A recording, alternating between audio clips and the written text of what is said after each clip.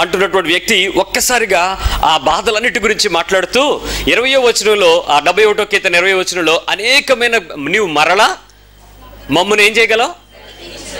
అసలు అప్పటికే హోప్ లేదు, అప్పటికే చాయిస్ లేదు, ఆప్షన్ లేదు, బాధలు మాత్రం ఉన్నాయి, పుష్కలంగా ఉన్నాయి, కాచుకుని ఉన్నాయి, సమాధిలోనికి దిగిన పరిస్థితి. ఎవడు సహాయం చేస్తాడో తెలీదు, ఎలా బయటకు తీసుకొస్తాడో తెలీదు, ఎవరు విడిపిస్తారో తెలీదు, ఎవరు నడిపిస్తారో తెలీదు, ఎవరు బలపరుస్తారో తెలీదు, ఎవరు మాట్లాడతారో తెలీదు, ఎవరిని నమ్మాలో తెలీదు. అలాంటి కఠినమైన బాధల్లో ఉన్నటువంటి వ్యక్తి ఒక మాట చెప్తున్నాడు. ఏంటనంటే, నువ్వు ఖచ్చితంగా మమ్మల్ని విడిపించదువు అని ఆఖరి వచనంలోకి వచ్చేటప్పటికి ఏమన్నాడు చూడండి. నాకు కీడు, 24వ వచనం, నాకు కీడు చేయి చూచువారు సిగ్గుపడి ఉన్నారు, వారు అవమానము పొంది ఉన్నారు, కాగా నా 4 దినమల్ల నీ నీతిని. అంటే ఏం జరిగింది చెప్పండి? 20లో శ్రమ వచ్చేసింది, 24లో విడుదల వచ్చేసింది. దేవునికి స్తోత్రం. ఏంటి అతను చెప్తున్నాడు? ఆ పరిస్థితి ఇంకా నా వల్ల కాదు, నేనేం చేయాలి, నా పరిస్థితి ఏంటి అని వేదన చెందుతూ, అదే వ్యక్తి కొంచెం కిందకు వచ్చేటప్పటికి నేను మాత్రం ఉత్సాహధ్వని చేస్తాను. ఏమంటే శ్రమ ఉండేటప్పుడు ప్రార్థన చేయమంటేనే చేయరు, అలాంటిది ఉత్సాహధ్వని ఎలా చేస్తారు? బాధలు ఉండేటప్పుడు స్తుతించండి, పదందరం కలిపి స్తుతి కీర్తన పాడదామంటే ఎవరు వస్తారు? చాలే బాబు, నువ్వు ఎవడైనా ప్రార్థన చేసేవాడు ఉంటే చూపించు, ప్రవచనాలు చెప్పేవాడు ఉంటే చూపించు, జాతకాలు చెప్పేవాడు ఉంటే చూపించు, నూనె పోసి గొడ్లమ్మేవాడు ఎవడుంటే చూపించు, బాధలు పోతాయి అంటే దాని దగ్గరికి వెళ్తామంటారు. అలాంటిది ఒక్కసారిగా కిందకు వచ్చి నేనైతే నిన్నే స్తుతిస్తున్నాను, నేను బాగా స్తుతిస్తున్నాను, సంతోషంగా నిన్ను స్తుతిస్తున్నానని చెప్తున్నాడంటే కిందకు వచ్చినట్టుగా ఏం జరిగి ఉంటుంది?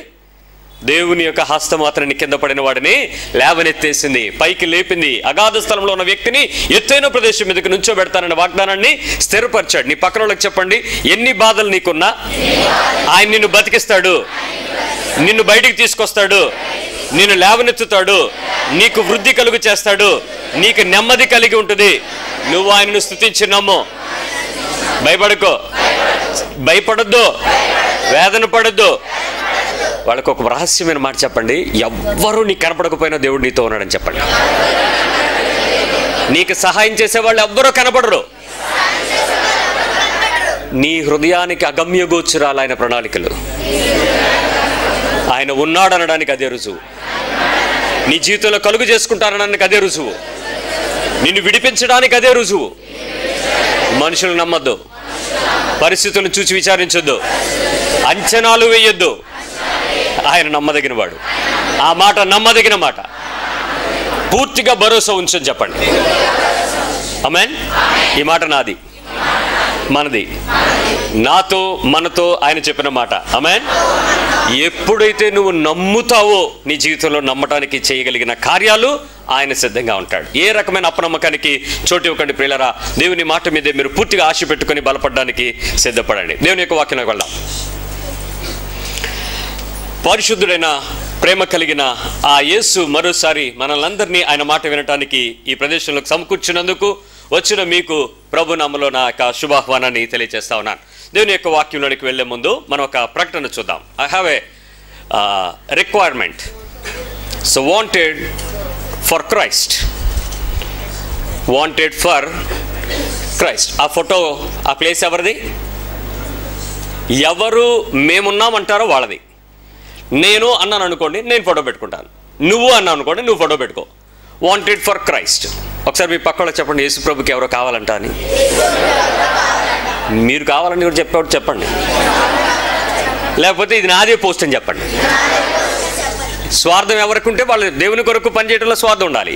ఖచ్చితంగా ఇది నాకే అని మీకు ఉండదు అని కూడా చెప్పచ్చు. ఈ పోస్ట్ ఎవరిది? ఆమేన్. సో నీకు అర్థమవుతుంది. కొంచెం వాక్యం లోపలికి వెళ్ళే కొద్దీ అసలు నిజంగా నువ్వు ఫిట్ అవుతావో ఫిట్ అవ్వవో, ఒప్పుకుంటావో ఈ ప్రొఫెషన్కి ఒప్పుకోవో, ఈ పరిచర్యకు ప్రభువు ఏ ఆశ కలిగి ఉన్నాడో, నీవు ఆ ఆశకు కావాల్సిన క్వాలిఫికేషన్స్ ఉన్నాయో లేదో కొద్ది నిమిషాలలో దీని తాలూకా వివరణ అంతా మనందరం విందాం. ఎంతమంది రెడీగా ఉన్నారు? ఈ పోస్ట్ నాకు వస్తుందేమో అని ఆశతో ఎంతమంది ఉన్నారు? ఆశ కలిగిన ప్రాణం తృప్తిపరిచే దేవుడు పిల్లరా, దేవునికి స్తోత్రం. సో మనం ఈరోజు మన మైండ్ నిండా ఏం పెట్టుకున్నామంటే ఆశ కలిగిన ఒక ఉద్యోగాన్ని తీసుకోవటానికి ప్రభు కొరకు మనం సిద్ధంగా ఉన్నాం. Very good. ప్రకటన గ్రంథం 12వ అధ్యాయము 10వ వచనం. రెవల్యూషన్స్ 12:10. ప్రకటన గ్రంథం 12:10. కంగారు పడకుండా వాక్యాన్ని తీయండి. జాగ్రత్తగా చదువుతూ ఉండండి. నేను చదువుతున్నటువంటి వెర్షన్స్లో ఉండేటువంటి పద్ధతులు మీ దగ్గర కూడా ఉన్నాయో లేదో నాకు తెలియదు. ఒకసారి మీ బైబిల్ తెరిచి చూసుకోండి. కడవరి కాలంలో తప్పుడు బోధకులు బోల్డ్మంది తయారవుతారు. తర్జుమాలలో సైతం కొన్ని అక్షరాలు, కొన్ని పదాలు ఎత్తేస్తున్నారు. జాగ్రత్తగా పరీక్షించుకోవాలి. 12వ అధ్యాయము ప్రకటన గ్రంథం 10వ వచనం. మరియు ఒక గొప్ప స్వరము పరలోకమందు ఇలాగ చెప్పుట వింటిని, రాత్రి పగలు మన దేవుని ఎదుట మన సహోదరుల మీద నేరము మోపువాడైన అపవాది పడద్రోయబడి ఉన్నాడు గనుక ఇప్పుడు రక్షణయు శక్తియు రాజ్యమును మన దేవునివి ఆయను, ఇప్పుడు అధికారము మన క్రీస్తుది ఆయను. ఈ లేఖనాన్ని నేను చదివినప్పుడు మీరు గమనించినటువంటి ఒక విషయాన్ని నేను కూడా గమనించాను. అదేంటంటే, సహోదరుల మీద నేరము మోపువాడైన అపవాది పడద్రోయబడి ఉండెను. ఎవరితను? అపవాది. ఎక్కడి నుంచి పడద్రోయబడ్డాడు? అక్కడ చూడండి ఏముందో. పర్వతమా పరలోకమా? Yes, it's in heavens. పరలోకము నుండి పడద్రోయబడెను. పరలోకం నుంచి వింటున్నాడు, అక్కడ నుంచి చూస్తున్నాడా. వచ్చేసిన తర్వాత వాడికి ఉన్నటువంటి ఒకే ఒక లక్షణం ఏంటి? సహోదరుల మీద నేరము మోపడం అనేది వాడికి ఉన్నటువంటి ఒక ప్రత్యేకమైనటువంటి లక్షణం. ఈరోజు యేసు ప్రభు వారికి ఒక నమ్మకమైన పనివాడు కావాలి అని, అది నేనే అవ్వాలని మనందరం ఆశపడిన రీతిగానే ప్రభు తన పనిని మనతో చెప్పే ముందు, ఆయన ఈ ఇంటర్వ్యూకి మిమ్మల్ని పిలవటానికి సిద్ధపడే ముందు, హీ నీడ్స్, అతనికి ఎలాంటి వ్యక్తి కావాలో, ఎలాంటి వ్యక్తులు ఆయనకు అవసరమై ఉన్నారో ఇప్పుడు మీతో మాట్లాడుతున్నాడు. The requirement was published. ఇప్పుడు రిక్వైర్మెంట్స్ ఫర్ పబ్లిషింగ్. ఇప్పుడు చూసుకుందాం ఎలాంటి రిక్వైర్మెంట్స్ మనం దానికి కలిగి ఉండాలో ఒకసారి ఆలోచిద్దాం. ఈయనకి కావాల్సినటువంటి ఆ వ్యక్తి 24/7 పనిచేసేవాళ్ళు కావాలి. How many of you are ready?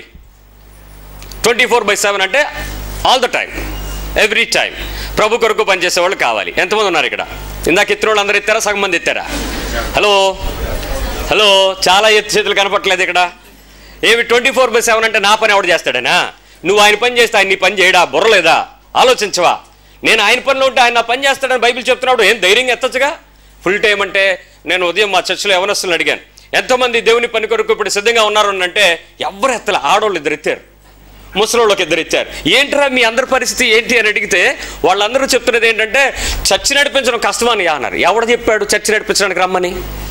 24/7 పని చేయమంటే పాస్టర్ పనేనా? ఇంకేం పని లేవా? ఆయన ఏమన్నాడు? నానా విధమైన పరిచర్యలు ఉన్నాయి ఆయన దగ్గర. అందరూ పాస్టర్లు అయిపోతే మిగిలిన వాళ్ళు సువార్త ఎవడు చేస్తాడు? బోధ ఎవడు చేస్తాడు? అద్భుతాలు ఎవడు చేస్తాడు? మిగిలిన కార్యక్రమాలు ఎవడు చేస్తాడు? బైబిల్ పద్ధతి బోల్డ్ ఉన్నాయి. అందరూ పాస్టర్లు అవ్వాల్సిన పనే లేదు. నా దగ్గరికి వచ్చిన వాళ్ళు కూడా అందరినీ మోసపోసి పాస్టర్లను తయారు చేయను. నేను సంఘ క్షేమాభివృద్ధికి దేవుని వాక్యం ఏం చేయమందో వాటన్నిటిని తయారు చేసి పంపుతాను. అంతేగాని పాస్టర్లను తయారు చేయడానికి పాస్టర్లు ట్రైనింగ్ సెంటర్లు ఉన్నాయి, ఏమంటారు వాటిని? బైబిల్ కాలేజీలు. అక్కడికి అవసరం లేదు మనకి. దేవుని పద్ధతి ఏదో దాని ప్రకారం. ఇప్పుడు చెప్పండి, ఎంతమంది మిగిలిన పనులు కూడా చేయడానికి మేము రెడీగా ఉన్నాం? Very good. కొంతమంది ఎత్తారు, సంతోషం. 24/7 పనిచేసేవాళ్ళు 2 ఉన్నారు మన ముందు. ఎవరంటే, ఒకడు సాతాను, మరొకడు యేసుక్రీస్తు. సాతాను నిరంతరము పనిచేస్తాడు. యేసుక్రీస్తు వారు హ్యాపీగా ఏ టైం అయినా పని చేయడానికి ఇష్టపడతారు. అయితే ఇద్దరికీ కూడా 2 విషయాలు లేవు. ఒకటి కోపం లేదు, 2 విసుగు లేదు వీళ్ళిద్దరికి. ఎవరెవరికి? ఒకసారి చెప్పండి వాళ్ళకి, మీ పక్క గుర్తుంటుంది చెప్పండి. సాతానికి యేసు ప్రభు ఇద్దరికీ లేవు. ఏంటి లేవు? ఏం నవ్వుకుంటున్నారేంటి? ఈ లక్షణాలు నాకు కూడా ఉన్నాయనే, లేదా నాలో లేవనా? అమ్మయ్య నన్ను డిస్క్వాలిఫై చేసేస్తున్నాడు ఈయననే. డోంట్ వరీ, ఇంకొంచెం లోపలికి వెళ్దాం. చాలాసార్లు వీళ్ళు ఫుల్ టైం మినిస్ట్రీలో ఉన్నారని చెప్పాను కదా. ఎవరు? వీళ్ళిద్దరు కూడా ఏం చేస్తారంటే, యేసు ప్రభువు డైరెక్ట్గా పనిచేయడు, మాలంటి వాళ్ళని అపాయింట్ చేస్తూ ఉంటాడు. అంటే ఎవరు? ఏదో అనుకోండి, పేర్లు పెట్టుకోండి. ఈ అపాయింటీస్ ఏం చేస్తారంటే, సాతాను సంబంధమైన వాళ్ళు చేస్తారు, యేసు ప్రభు సంబంధమైన వాళ్ళు చేస్తారు. వీళ్ళు వెరీ సీరియస్ ఫుల్ టైం మినిస్ట్రీలో ఫండ్ కలెక్షన్లో ఉంటారండి. ఫండ్ కలెక్షన్స్, పరిచర్యకు అకౌంట్ నెంబర్ స్క్రోలింగ్ కింద కనపడతా ఉంటుంది. మీకు ఈ మధ్యకాలంలో early morning ministry, late night మినిస్ట్రీలు కూడా స్టార్ట్ చేశారు. విశాఖపట్నంలో లేట్ నైట్ చర్చ్ స్టార్ట్ అవుతుందట. పగలంతా నీ ఇష్టం వచ్చినట్టు తిరుగు, ఎక్కడికైనా వెళ్ళు, తిను, తాగు, పడుకో.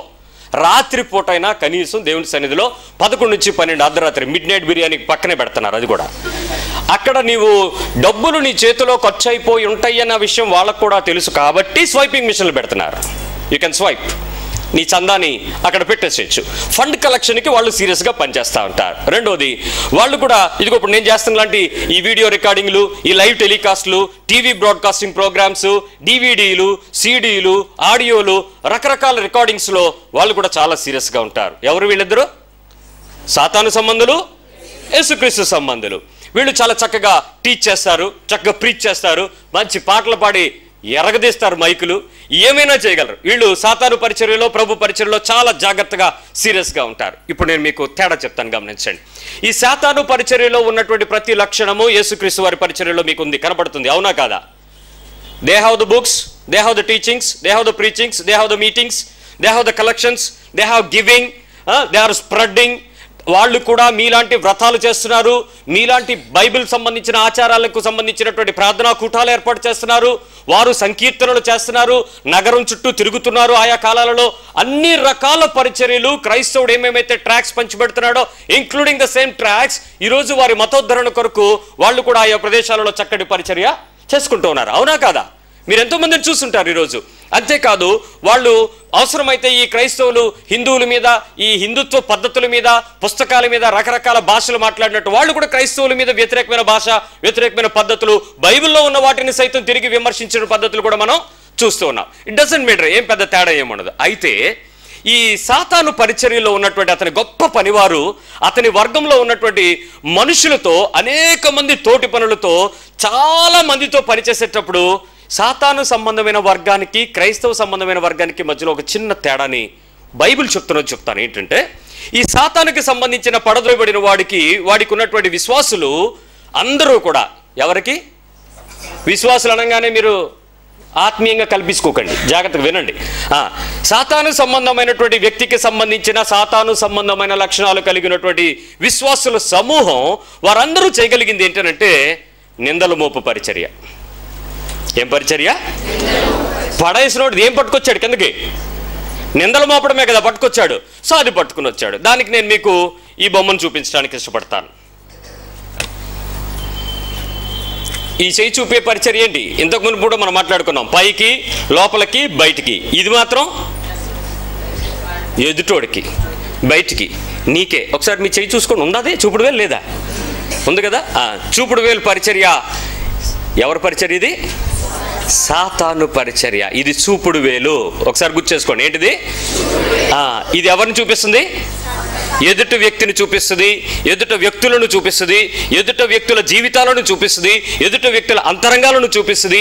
అయితే ఈ స్వభావం ఎంత భయంకరమైన పరిస్థితి ఏంటంటే, ఈ సాతాను సంబంధమైనటువంటి ఈ చూపుడు వేలు పరిచర్య కలిగిన వాడికి బోల్డ్ మంది టీం ఉన్నారు, వేల మంది ఉన్నారు. క్రైస్తవుల పర్సంటేజ్ ఎంత అనంటే ఓన్లీ 3.2, 2.3 ఏవో లెక్కలు చెప్తున్నారు. మరి మిగిలిన సమూహం అంతా ఎవరు? క్రీస్తు సంబంధించిన వారే కాబట్టి వాళ్ళల్లో ఎక్కువ మందికి ఈ పరిచర్య యొక్క లక్షణం అనేది వారందరికీ తెలిసి ఉంటుంది. అయితే విషయం ఏంటంటే, ఎప్పుడైతే సాతాను డైరెక్ట్గా వచ్చి మన అమ్మమ్మన్నమ్మా, ముత్తాత అమ్మమ్మన్నమ్మా, అవ్వమ్మ గారితో మాట్లాడిన వెంటనే ఆమె కమిట్ అయ్యిందో, కమిటీ అయిన వెంటనే అయ్యగారి దగ్గర తీసుకొచ్చి మన తాతయ్య గారికి తినిపించిందో, తాతగారు మామగారు కలిసి ఆ రోజు తిన్న వెంటనే వాళ్ళిద్దరి హృదయంలోకి వచ్చింది ఏమో తెలియదు కానీ 3వ అధ్యాయం 12వ వచనంలో చూడండి, ఆదికాండంలో ఏం చేశాడు? జెనసిస్ 3:12, ఆదికాండం 3వ అధ్యాయము 12వ వచనం.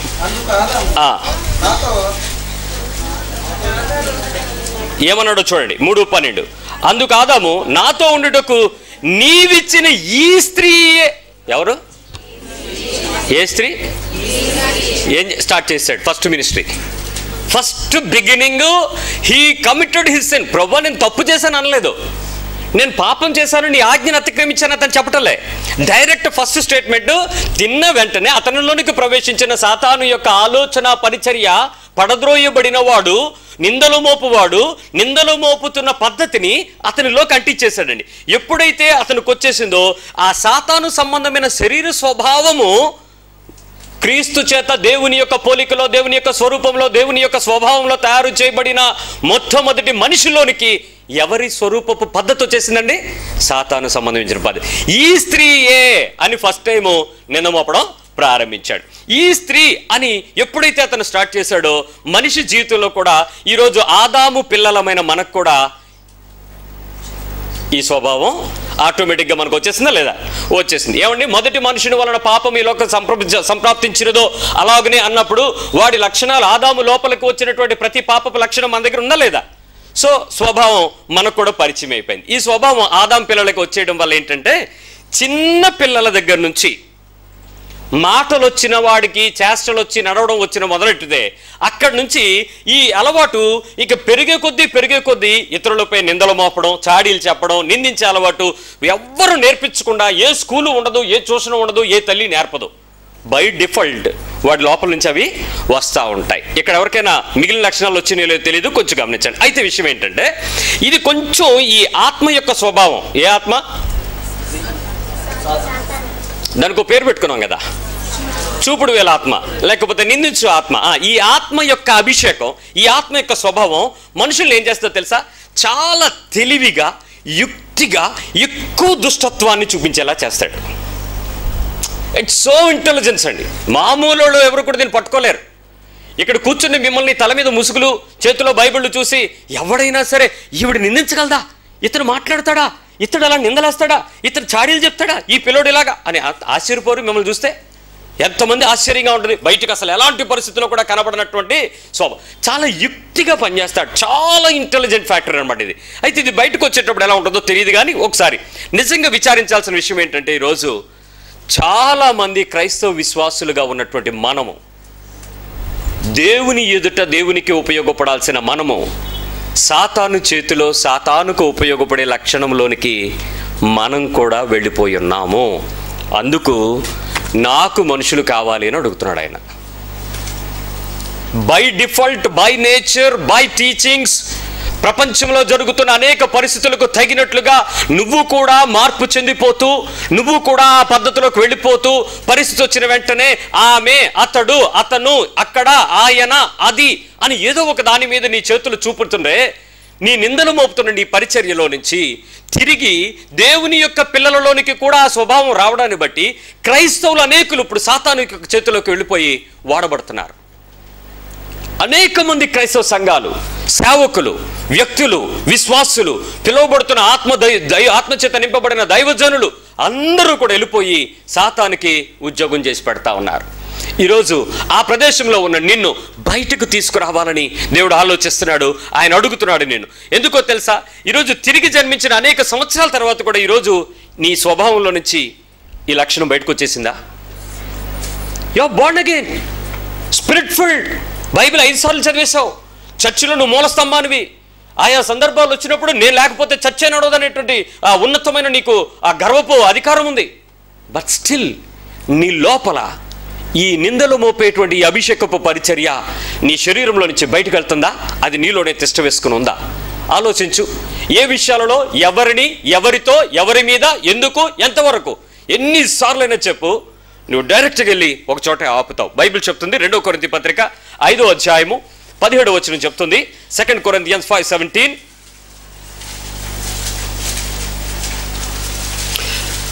మనందరికీ తెలిసిన వాక్యం. కాగా ఎవడైనా క్రీస్తునందున్న ఎడల 2 కొరింథీ పత్రిక 5వ అధ్యాయము 17వ వచనం. 2 Corinthians 5:17. 2 కొరింథీ పత్రిక 5వ అధ్యాయము 17వ వచనం. కాగా ఎవడైనా క్రీస్తునందున్న ఎడల వాడేమవుతాడు? నూతన సృష్టి, పాతవేమైంది?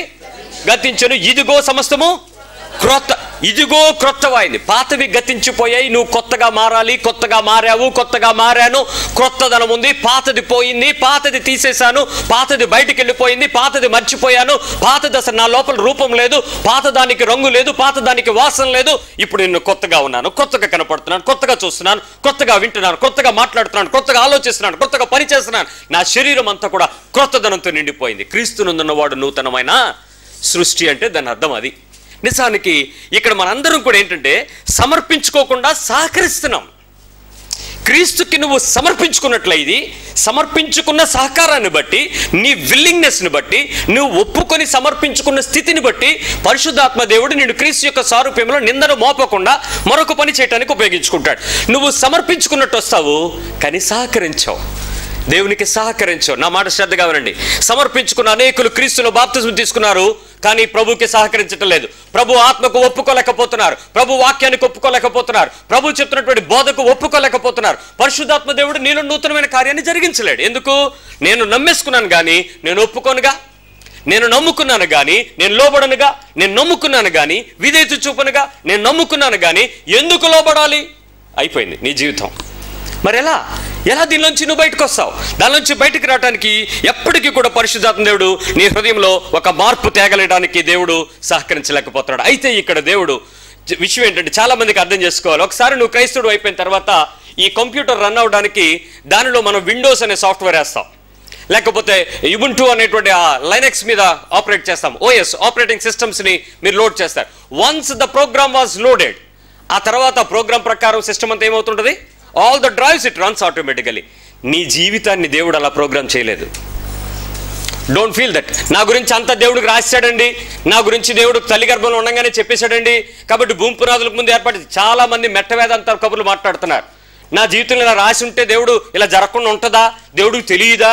ఇదేమి బ్రహ్మరగిసిన రాతలు అలాంటి మాటలు మాట్లాడకండి. దేవుడు నీ గురించి ఒక ప్రత్యేకమైన ప్రణాళిక కలిగి ఉన్నాడనే విషయం బైబిల్ చెప్తుంటే దాన్ని ఎందుకు మీరు నమ్మరు? అయితే పద్ధతి ఏంటంటే ఈరోజు అలాంటి ప్రోగ్రామింగ్ మిషన్స్ లాగా దగ్గర దేవుడు ఎప్పుడు క్రైస్తవ విశ్వాసం తయారు చేయలేదు, చేయాలని కూడా అనుకోడు. ఆయన పద్ధతే వేరు.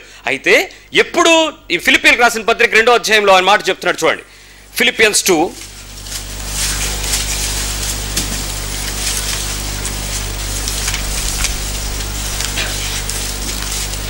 ఫిలిప్పీలకు రాసిన పత్రిక 2వ అధ్యాయము 12-13 వచనాలు చూడండి. 12-13 కాగా నా ప్రియులారా, మీరు ఎల్లప్పుడూ విధేయులైన ప్రకారము నా ఎదుట మాత్రమే కాకుండా మరి ఎక్కువగా నేను మీతో లేని ఈ కాలమందు భయముతోనూ వణుకుతోనూ మీ సొంత రక్షణను మీ సొంత రక్షణను మీరు భయముతోనూ వణుకుతో మీరు కొనసాగించడానికి దేవునికి సహకరించాలి. నువ్వు సహకరించకుండా, దేవుని ఎదుట నువ్వు పరిశుద్ధమైన భయాన్ని పడకుండా దేవునితో నువ్వు వెంబడించడానికి సహకరించకపోతే నీ జీవితంలో దేవుని సహకారం దొరకదు. నువ్వు సహకరించకపోతే నీ ప్రోగ్రాంలోనికి దేవుడు తన ప్రోగ్రాంని చొప్పించలేడు. 13వ వచనం, ఎందుకనగా మీరు ఇచ్చించుటకును కార్యసిద్ధి కలుగు చేయుటకును తన దయా సంకల్పము నెరవేర్చుటకై మీలో కార్యసిద్ధి కలుగు చేయవాడు. నీవు ఇష్టపడకుండా నీలో దేవుడు తన కార్యమును సిద్ధింప చేయలేడు. Unless until you say yes to the Lord, God cannot work a miracle with you. చేయలేడు. నీ అంతరంగంలో నుంచి ఒక పని చేయాలి అని అంటే నువ్వు ఒప్పుకోవాలి, నువ్వు సహకరించాలి. అయితే ఇక్కడ సృష్టికర్తకు సహకరిస్తేనే వెంటనే జరుగుద్ది తప్ప లేకపోతే జరగదు. నువ్వు అనుకోవచ్చు దేవుడు చెయ్యలేడా? ఒక బద్ధకస్తుడిని అన్నాడంట, చీమల దగ్గరికి వెళ్ళరా, ఆ చీమలను చూసి నేర్చుకోరా అని బైబిల్ చెప్పిందని చెప్పి సండే స్కూల్ టీచర్ చెప్తే అది సీరియస్గా చెప్పాడంట. నేనెందుకు వెళ్తాను, నేను బద్ధకస్తుని కదా, చీమలు రమ్మని చూస్తాను అన్నాడంట. నువ్వు సహకరించకపోతే, బద్ధకస్తుడు నువ్వు లేవకపోతే, దేవుని దగ్గర జ్ఞానం తెచ్చుకోకపోతే, ప్రభువా నాకు శక్తినివ్వు, నాకు బలమివ్వు, నాకు సహాయం చేయి, నేను నీతో ఇలా ఉండాలనుకుంటున్నాను నువ్వు ఏడవకపోతే, నీ సహాయం దేవునికి అందకపోతే దేవుడు ఎలా సహాయం చేస్తాడు? పిల్లరా గమనించండి. అయితే ఇక్కడ నీ రక్షణను కొనసాగించండి అన్నది ఇట్స్ ఎ ఆజ్ఞ, it's a warning, it's a command. Are you serious about this? ఈ కమాండ్ గురించి నీకు సీరియస్ ఉందా? నీ రక్షణను నువ్వు కొనసాగించుకో. యేసు ప్రభువును నమ్ముకోవడం మాత్రమే కాదు, ఒప్పుకోవడం మాత్రమే కాదు, నీటిలో మునగడం మాత్రమే కాదు, నీ తల మీద సిలువ ముద్రలు వేయించుకోవడం కాదు, ప్రభు బలలో చేపట్టడం కాదు, కానుకలు ఇవ్వడం కాదు, బైబిల్ చదవడం కాదు, ప్రార్థన చేయడం కాదు, ఏవో పాటలు పాడడం కాదు, నువ్వు చచ్చి నడిపించడం కాదు, నీ రక్షణ నువ్వు కొనసాగించుకో అని చెప్పిన ఆజ్ఞకి ఆర్ యూ సీరియస్? నిజంగా నా రక్షణ కొనసాగుతుందా అనే హృదయము నీకు ఆశపడన పుట్టించిందా? అయితే ఇక్కడ సీరియస్గా తీసుకుంటే మనందరి జీవితంలో ఏమవుతుందో తెలుసా? ఈ ఆదాము వంశపు పిల్లలు నూతన జీవితపులో ఉండేటువంటి ఆ వెలుగును వెతుకుతారు. ఆదాము స్వభావం ఏంటి? నిందల మోపు పరిచర్య. ఇప్పుడు క్రీస్తు స్వభావంలోకి వచ్చేటప్పుడు ఏమవుతుంది? మారుతుంది. ఆ వెలుగేదో అనేది వెతుక్కుంటూ ఉంటారు. అయితే ఇక్కడ చాలా సార్లు ఏంటంటే తన పిల్లల యొక్క చెడు ప్రవర్తన వలన దేవుని బిడ్డలైనటువంటి మన వలన దేవుని నామానికి అవమానం కలుగుతుంది, ఆయన రాజ్యానికి భంగం కలుగుతుంది. ఆయన పౌరులమైన మనము ప్రతిసారి సాతాను పౌరులుగా కన్వర్ట్ అవుతూ ఉన్నాం. చాలామంది అంటున్నారు, నేను నాకు ఒక ఆయన వచ్చి మీరు కన్వర్ట్ కాబట్టి మీ సాక్షి వినాలనుకుంటున్నాను అన్నాడు. ఐఎమ్ సారీ, నేను యేసు ప్రభు నమ్ముకున్న దాని గురించి చెప్తాను కానీ నా సాక్షి నేను చెప్పలేను. అదేంటి మీరు కన్వర్ట్ కదా అన్నాడు. కన్వర్ట్ అంటే ఏంటి చెప్పండి? చాలా మందికి ఉన్న కన్వర్షన్ అంటే ఏంటంటే ఏదో హైందవ కుటుంబంలో నుంచి క్రీస్తులోనికి మారిపోవడం. ఇట్స్ నాట్ ఎ కన్వర్ట్ అంటే నీ పాత పాపపు లోకపు జీవితంలో నుంచి క్రీస్తు కొరకు నూతన సృష్టిగా మార్చబడుట conversion. Where is your conversion? Is it a community conversion you are talking about or spiritual conversion you are asking about? ఏం మాట్లాడుతున్నావు నువ్వు? ఎంతమంది మారారు ఇక్కడ? వాక్యం వింటున్న వాళ్ళు ఎంతమంది మార్పు చెంది ఉన్నారని క్రైస్తవుల గురించి మాట్లాడతారు మీరు. ఈరోజు క్రైస్తవ లోకానికే ఇది ఒక పెద్ద సవాల్గా మారిపోయింది. అంటే మార్పు ఉంది అని మారాము అనుకుంటూ మనం బతుకుతున్న ముసుగు ఒక్కసారి నీ జీవితంలో సీరియస్గా తీసుకుంటే తప్ప ఆ చెడ్డ అవమానము, చెడ్డ పేరు ప్రభు నుంచి మనం తొలగించడానికి ప్రయత్నం చేయలేం. అయితే ఇక్కడ చాలా మంది ఏంటంటే సువార్త నమ్మడం వల్ల, నేను మళ్ళీ మీకు ఒకసారి రిమైండ్ చేస్తాను, సువార్తను నమ్మారు. Yes or no? Very good. మీరందరూ కూడా యేసు ప్రభువు మంచి దేవుడని ఒప్పుకున్నారు. Yes or no? ఆయనలో పాపం లేదని ఒప్పుకున్నారు. Yes or no? ఆయన దగ్గర శక్తి ఉంది. Yes or no? ఆయన అద్భుతాలు చేశాడు. Yes or no? ఆయన భాషల్లో మాట్లాడేటప్పుడు అనేక అభిషేకమును ఇవ్వగలిగిన ఆత్మవరాలు ఉన్నాయి ఆయన దగ్గర. Yes or no? Very good. ఆయన చెప్పినటువంటి బోధ అంతా సత్యమే కదా? Yes or no? Bible is true. Yes or no? బైబిల్లో ఉన్న ప్రవచనాలని ఎస్ ఆర్ నో? ఈ విషయాన్ని నీకు తెలిసినట్టు సాతానుకు కూడా తెలుసు. Yes or no? Yes or no? సాతానికి తెలుసా ఇది లేదా? ఆయన దేవుని కుమారుడు అనే విషయం ఫస్ట్ గుర్తుపెట్టింది ఎవరు? ఆయన చంపాలని ప్రయత్నం చేసింది ఎవరు? ఎక్కడికి వెళ్తే అక్కడ వెంటాడింది ఎవరు? మా టైమింగ్ కన్నా అప్పుడే వచ్చామని ప్రశ్నించింది ఎవరు? మాకు తెలుసు యేసు ఎవడో, యేసు తాలూకా సంబంధులు ఎవరో అని ఆ ప్రదేశంలో పౌలు తాలూకా మనుషులను అడగించినోడు ఎవడు? అన్నీ తెలిసినోడు. మరి నువ్వు సాతాను ఒకటా కాదా? ఏంటి A=B అయిపోయింది, 1=2 అయిపోయింది లెక్కలాగా ఉందా నా మాట? సాతానికి నీకు ఉన్న తేడా ఏంటి ఇప్పుడు చెప్పు. What is your conversion? He needs a man. Jesus needs a man. ఒక వ్యక్తి కావాలి, ఆత్మ సంబంధి అయిన ఒక వ్యక్తి కావాలి, నిందలు మోపు పరిచర్యను గెలిచిన ఒక వ్యక్తి కావాలి, ఎదుటి వ్యక్తులలో తప్పులను చూపించే చూపుడు వేలు పరిచర్యను దాటగలిగిన వ్యక్తి కావాలి. ఈరోజు భర్తని పిలిస్తే భార్య మీద చూపిస్తాడు, తల్లిదండ్రులను అడిగితే పిల్లల మీద చూపిస్తారు, పిల్లల్ని అడిగితే తల్లిదండ్రులను చూపిస్తారు, స్నేహితులను అడిగితే ఇదిగో ఈ పక్కోడని చూపిస్తాడు, క్రైస్తవులను అడిగితే అయితే పాస్టర్లను చూపిస్తారు, లేకపోతే నీ పొరుగువాడని విశ్వాసం చూపిస్తారు. బట్ నిజంగా నీ హృదయంలో మార్పు చెందిన పరిచర్య ఎక్కడ కనపడుతుంది? ఏ స్థాయిలో వెతకమంటావు నీ హృదయాన్ని? ఆలోచించు. అయితే ఇక్కడ చేయాల్సింది ఏంటంటే, చాలా మంది ఈరోజు పరిశుద్ధులుగా మారిపోవాలి అని మనం అనుకుంటే సాతాను పరిశుద్ధుడు అవ్వగలడా? Yes or no? అలా స్తబ్దుగా ఉండిపోతే నా మాటలు అర్థం కాలేదని మళ్ళీ మొదలెట్టాలి నేను. మళ్ళీ మొదలు పెట్టమంటారేంటి? చెప్పండి. సాతాను పరిశుద్ధుడిగా మారగలడా? సాతాను సంబంధులు పరిశుద్ధిగా మాట్లాడగలరా? సాతాను లక్షణం కలిగిన వాళ్ళు పరిశుద్ధులుగా మారగలరా? మరి నీ లోపల ఉన్న సాతాను లక్షణం నువ్వు పరిశుద్ధుడిగా మార్చడానికి ఒప్పుకోగలదా? ఎనఫ్. బయటకు వస్తావా? రావాలా వద్దా? ఈరోజు ఒప్పుకుని రేపు మారిపోతావేమో చూసుకో. ఎందుకంటే ఇది వదలనిది, నిన్ను వదలనిది. కొన్ని పదార్థాలు నలిపిన తర్వాత వాసనలు వదలవు. ఈ పాత సంబంధమైన స్వభావం నిన్ను మాత్రం విడిచిపెట్టద్దు, నిందల మోపు పరిచర్య వదిలిపెట్టదు. అయితే ఈరోజు ఈ నేరాపణ చేసినటువంటి అనేక మంది విశ్వాసులు ఈ దేవుని పక్షంగా చాలా మంది క్రైస్తవులలో ఉండిపోయి, సంఘాలలో ఉండిపోయి సాతానికి చాలా చక్కగా సహకరిస్తున్నారు. అయితే విషయం ఏంటంటే, నేను ఇక్కడ 2 వర్గాల గురించి చెప్పాలి. యేసు ప్రభువుని వెంబడించినటువంటి వాళ్ళలో శాస్త్రులు పరిచయాలు ఉన్నారా లేదా? వాళ్ళు ఎప్పుడు ఏం చేసేవారంటే, వాళ్ళు సిద్ధాంతాలు మతాశక్తి ముఖ్యం, కానీ యేసు ప్రభు దగ్గరికి రావడం వాళ్ళకి ముఖ్యం కాదు. వాళ్ళకి అంతసేపు ఏం ముఖ్యం? వాళ్ళకున్నటువంటి ధర్మశాస్త్రం ప్రకారం ఆయన చెప్తున్నాడా లేదా, ఎవడైనా మాట్లాడుతుంటే వాడిని పరిశీలించడం ముఖ్యం తప్ప వాళ్ళకి మిగిలిన అవసరం లేదు. వాస్తవం ఏంటో చెప్తాను. యోహాను సువార్త 8వ అధ్యాయం. ఇక్కడ ఒక వ్యభిచారం పట్టినటువంటి స్త్రీ, వ్యభిచారం చేసినటువంటి ఒక స్త్రీ ఇక్కడ కనపడుతుంది మనకి. 1వ అధ్యాయం 8వ అధ్యాయంలో 1వ వచనం.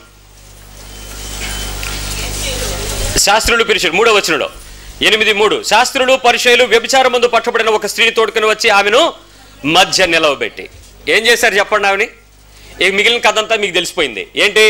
ఈమె తప్పు చేసింది, బోధకుడా నువ్వైతే ఏం తీర్పు తీరుస్తావు, మేమైతే రాళ్లతో కొట్టి చంపాలి, నువ్వు ఎంతసేపు కనికరం నేర్చుకున్నావు, ఎక్కడ చూసినా ఎవరిని బట్టి తను బతికిచ్చేస్తున్నావు, ఏంటి అసలు దీని సంగతి ఏంటో తేల్చేద్దాం అనుకున్నారు. వాళ్ళ ఆశ అంతా ఏంటనంటే వారి స్వంత నీతిని చూపించుకోవాలి.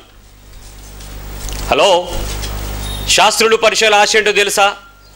వారి అధికారాన్ని చూపించాలి, వారి స్వంత నీతిని చూపించాలి, వాళ్ళ దగ్గర తెలిసిన విషయాన్ని చెప్పాలి, వాళ్ళలో ఉన్న విషయాన్ని చెప్పాలి. నువ్వు ఎప్పుడైనా అలా ఆలోచించావా? ఎనీ టైం నీ కొన్ని విషయాలు నిజాలు తెలిసిపోతే అవతలోడు తప్పు చేస్తే నువ్వేం మాట్లాడతావు? ఫోన్లేండి అంటావా? ఫోన్లేంటి ఎనవేంటి ఆడేం చేశాడు నీకేం తెలుసా అంటావా? ఏమంటావు? In which way you respond? ఒక తప్పు గురించి, ఒక బలహీనత గురించి తెలిసినప్పుడు నీ హృదయం నుంచి నువ్వు బయటకు ఎలా వస్తావు? ఏ ఆలోచనతో వస్తావు? ఏ స్పందనతో కదులుతుంది? ఎంత సీరియస్గా నువ్వు రెస్పాండ్ అవుతావు? ఒకసారి ఆలోచించు. అయితే ఇక్కడ ఆదాము వంశం నిలబడి వేలెత్తి చేతుల్ని చాపి ఆ బలహీనరాల వైపు చూపిస్తూ వారి వంశాన్ని ఇక్కడ గొప్ప చేసుకుంటున్నాడు.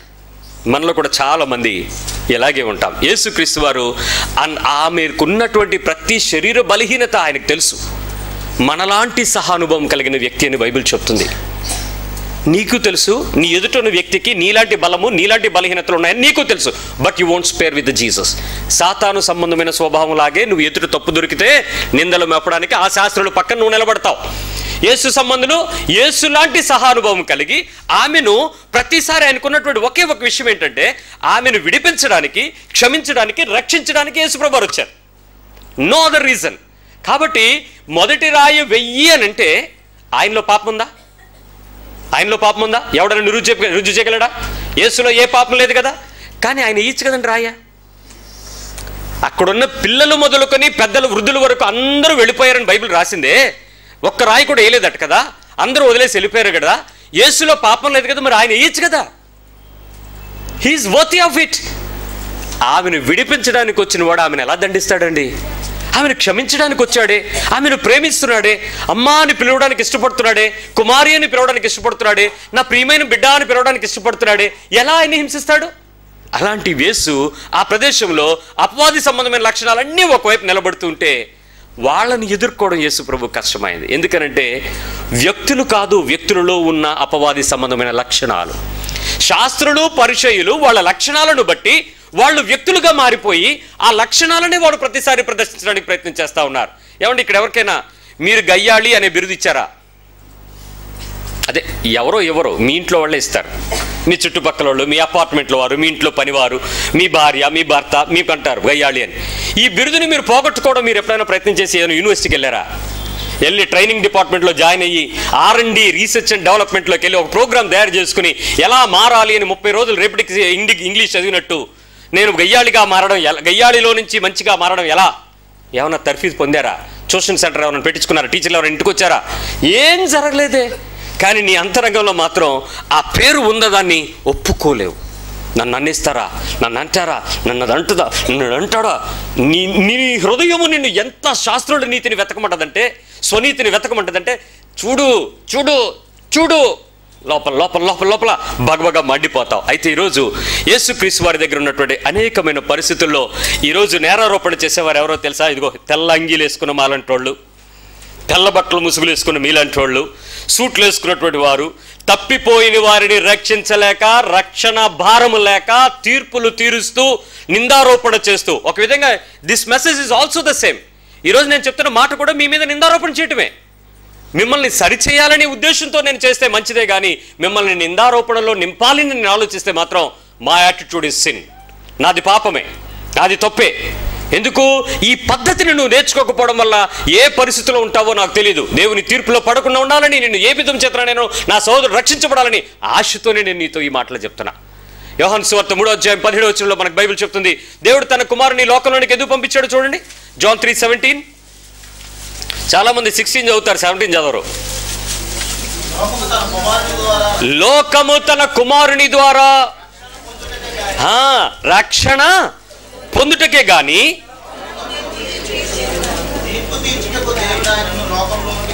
తీర్పు తీర్చడానికి దేవుడు ఆయనను లోకంలోనికి. చాలా మంది జాన్ 3:16 ఇష్టం, 3:17 మర్చిపోతారు. Underline the 3:17. దేవుని కుమారుని ఎందుకు పంపించాడు? రక్షించడానికి, తీర్పు తీర్చడానికా? కాదే, నిన్ను తీర్పు తీర్చడానికి. సాతాను వచ్చి ఏం చెప్తాడు చెప్పండి? తీర్పు తీర్చంటాడు. ఇప్పుడు నువ్వు ఎప్పుడైనా ఎవరి మీదైనా నిందారోపణ చేసినట్లయితే, చేయి చూపించినట్లయితే, ఆ పరిస్థితులలో సహానుభవం కలిగిన యేసు వారిని క్షమించు, ప్రేమించు, సహాయపడు, వాళ్ళని ఇంకేమైనా సహాయం చేయగలిగితే వెళ్ళి వాడికి ఉపకారం చెయ్యి అని నీతో మాట్లాడుతూ ఉంటాడు. కానీ ఎట్టి పరిస్థితుల్లోనూ నువ్వు నిందారోపణ చేయడానికి యేసు అయితే ఒప్పుకోడు. నీ లోపల మరొకడు ఒప్పుకుంటాడు. ఎవరు? కాబట్టి నువ్వు ఎవరి సంబంధంగా ఉన్నావు ఒకసారి జ్ఞాపకం చేసుకో. నిరంతరము హెబ్రీ పత్రిక 7:25 యేసుక్రీస్తు వారిని ఒక సహోదరుడు అడిగాడంట, ప్రభు నువ్వు ఫుల్ టైం వర్కర్ కదా, ఇందాక చెప్తున్నట్టు నువ్వేంటి, నీ జాబ్ ఏంటి అని అడిగాడంట. యేసు ప్రభు వారు చెప్పే జాబ్ ఏంటో చూడండి. 7:25. ఈయన తన హెబ్రీ పత్రిక 7:25. హెబ్రీలకు రాసిన పత్రిక 7:25. Hebrews chapter 7:2-5. ఈయన తన ద్వారా దేవుని యొద్దకు వచ్చి వారి పక్షమును విజ్ఞాపన చేయుటకు నిరంతరము జీవించుచున్నాడు గనుక వారిని సంపూర్ణముగా తీర్పు తీర్చుటకు శక్తిమంతుడై ఉన్నాడు.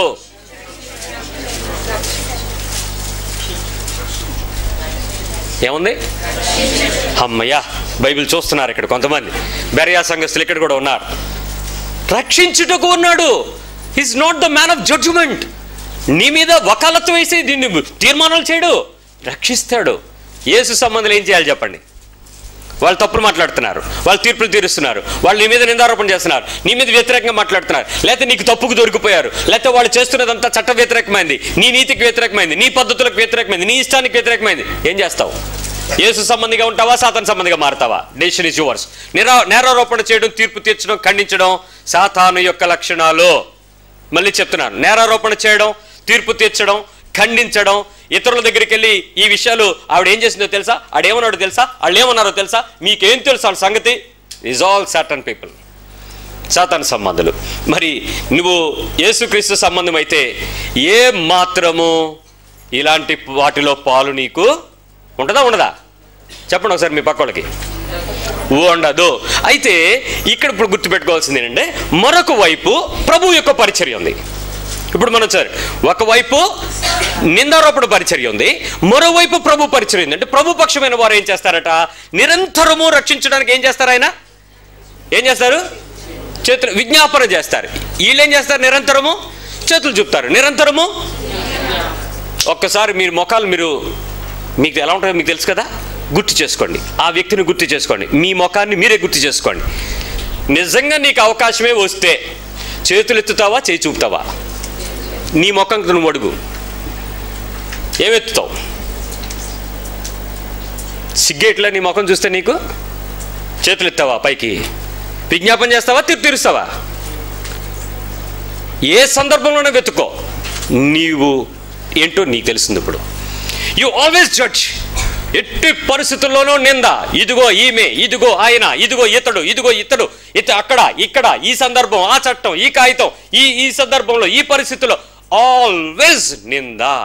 బయటికి నువ్వు కనపడకపోవచ్చు ప్రియులారా, బట్ నీ అంతరంగాన్ని చూసే దేవుని పక్షంగా సత్యమును వెతికితే నీ హృదయం ఏం చెప్పుద్ది?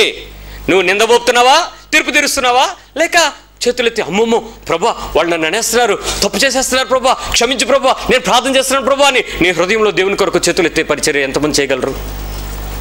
యేసుక్రీస్తు సంబంధాలు ప్రార్థన చేస్తారు, విజ్ఞాపన చేస్తారు, తీర్పులు తీర్చరు. సాతాను సంబంధులు ప్రార్థన చేయరు, తీర్పులు తీరుస్తారు, ఖండిస్తారు, తీసుకెళ్ళి చెప్తారు, ఉన్నదాని గురించి మాట్లాడతారు. దీనికి ఇంకో పదం చెప్తారు, ఏంటంటే షేర్ చేసుకుంటాం. ఏం చేసుకుంటాం? షేర్ చేసుకుంటాం. ఈ మధ్య షేరింగ్ ఒకటి ఎక్కువైపోయింది. ఈ ఫోన్లో ఒకటి వచ్చినాయి కదా మనుషుల ప్రాణాల మీదకి. ఒక ఆయన ఎవరో చెప్తున్నాడు, it's a wonderful slave, bad master అట. Cell phone is a wonderful slave but it's a bad master. అంటే సెల్ ఫోన్కి గనక నువ్వు చిక్కావనుకోండి, ఆడు నీకు బాస్ అయ్యాడు అనుకోండి, నిన్ను దరిద్రంగా వాడుకుంటాడు. నువ్వు దాని కంట్రోల్లో ఉంచుకున్నావు, దానివల్ల నువ్వేమైనా వాడుకోవచ్చు. ఏం చేస్తావు చూసుకో.